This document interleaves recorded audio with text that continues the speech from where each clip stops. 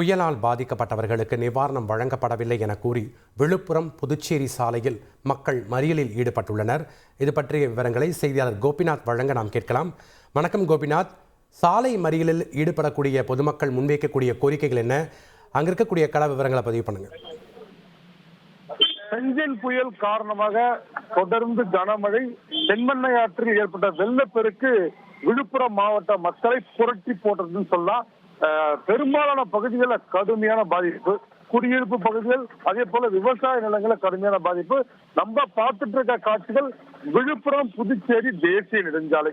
இந்த பகுதியில் இருக்க மக்கள் யார் யாருன்னு கேட்டீங்கன்னா, பவர் ஹவுஸ் ரோட்ல இருக்கிறவங்க, காலேஜ் ரோட்ல இருக்கிறவங்க, மருதூர் மேடு, ஊரல் கரைமேடு, இது எல்லாமே ஒரு 18வது வார்டு விழுப்புரம் நகர் பகுதியில வருதுங்க. இவங்களுக்கு பார்த்தீங்கன்னா எல்லாருமே பெரும்பாலும் கூலி தொழிலாளிகள், குடிசை வீட்டில் வசிக்கிற மக்கள் தான் இந்த பகுதியில் வசிக்கிறாங்க. இதுவரை தங்களுக்கு வெள்ள நிவாரண நிதி ஆடுங்கிறது நம்ம பேங்க் அக்கவுண்ட்ல இருக்க பணம் மாதிரி எப்ப வேணுமோ அப்ப எடுத்துக்கலாம். இங்க ஒருத்தர் பீட்டல் ஆடு வளர்த்து மாசம் 10 லட்சம் சம்பாதிக்கிறார். ஃப்ரீடம் ஆப்பை டவுன்லோட் பண்ணி கத்துக்கோங்க. ரூபாய் அரசு அறிவித்த 2000 ரூபாய் இதுவரைக்கும் வழங்கப்படல. இதுதான் இவங்களோட பிரதான குற்றச்சாட்டா இருக்கு. பாதிக்கப்பட்டு தாங்கள் மழையால் சூழப்பட்டு கரண்ட் இல்லாம ரொம்ப கஷ்டப்பட்டோம், நாங்க வீட்டை விட்டு வெளியே வர முடியாம ரொம்ப கஷ்டப்பட்டோம், ஆனால் எங்களுக்கு வெள்ள நிவாரணம் கொடுக்கல. விழுப்புரத்துல ஒரு பிரதான முக்கியமான பகுதி வந்து பாத்தீங்கன்னா காமராஜர் வீதி.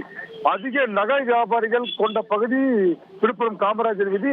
அந்த பகுதி பணக்காரர்களுக்கு ரூபாய் 2000 வழங்கியிருக்கீங்க. ஏழை அன்றாடம் காட்சி நாங்க தினமும் கூலிக்கு போனதான் வேலை, வேலைக்கு போனதான் கூலி, எங்க வேற வழியே இல்ல. இதை நம்பி இருக்கிற எங்களுக்கு 2000 அரசு வழங்கல, மாவட்ட நிர்வாகம் வழங்கின குற்றம் சாட்டி தற்போது ஏராளமான பெண்கள் எல்லாமே பார்த்தீங்கன்னா பொதுமக்கள் இந்த பகுதியில் சாலை ஈடுபட்டிருக்காங்க. இதனால விழுப்புரம் புதுச்சேரி சாலையில கடுமையான போக்குவரத்து பாதிப்பு ஏற்பட்டிருக்கு. காவல்துறை பேச்சுவார்த்தை நடத்துறாங்க. ஆனால் இதுவரைக்கும் மறியல் கைவிடப்படல. மாவட்ட நிர்வாகம் 2000 கொடுக்கிறதுக்கு உத்தரவாதம் அளித்தால் மட்டும்தான் நாங்கள் மறியலை கைவிடுவோம். இந்த கோரிக்கையை முன்வைத்து தற்போது இந்த மறியல் தொடர்ந்து நடந்துட்டு இருக்கு. போக்குவரத்து கடுமையா பாதிச்சிருக்கு. அந்த காட்சியை நம்ம பார்த்துட்டு இருக்கோம். நன்றி கோபிநாத், உங்களுடைய கள விவரங்களுக்கு.